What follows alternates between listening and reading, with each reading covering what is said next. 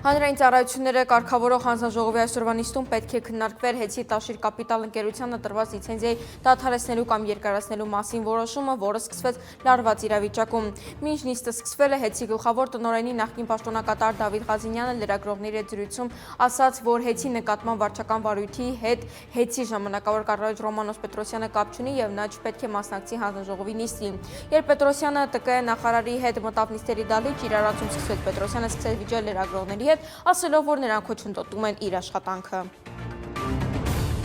Ադրբեջանցի շուրջ 40 ուսանողի արգելել են մուտք գործել Մոլդովա եւ հենց օդանավականից հետ են ուղարկել տեղեկությունը հայտնում է Ռիփորտաժը հողում անելով Ադրբեջանի ԱԳՆ մամուլի ծառայության վարչության ղեկավար Այխան Հաջիզադեին։ Ուսանողները պատրաստվում են Ուկրաինա մեկնել սովորելու համար, մոլդովական կողմը նրանց մուտքը մերժել է համալսարան ընդունվելու մասին ոչ ճիշտ ձևակերպված փաստաթղթերի պատճառով։ Ուսանողները վերադառնում են Ադրբեջան, ասել է Հաջիզադեն։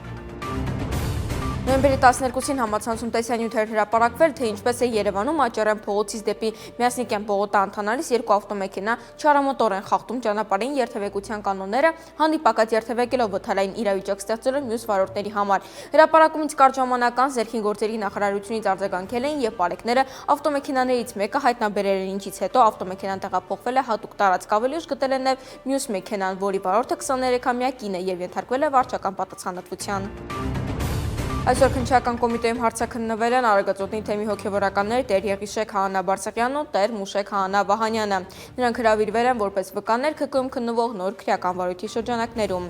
Այս մասին հայտնել է Տեր Մուշեի պաշտպան Արմին Էֆանյանը։ Նոյեմբերի 12-ին հայտնի դարձավ, որ Մայրա Թորից եւ Արագածոտնի թեմից ավելի քան 8 հոգևորականի քննչական կոմիտե են կանչել Նաթան Սրբազանին առնչվող ձայնագրության հետ կապված քրեական վարույթի շրջանակում։ Ավելի ուշ բարձրացավ, որ նոր քրեական վարույթ է նախաձեռնվել։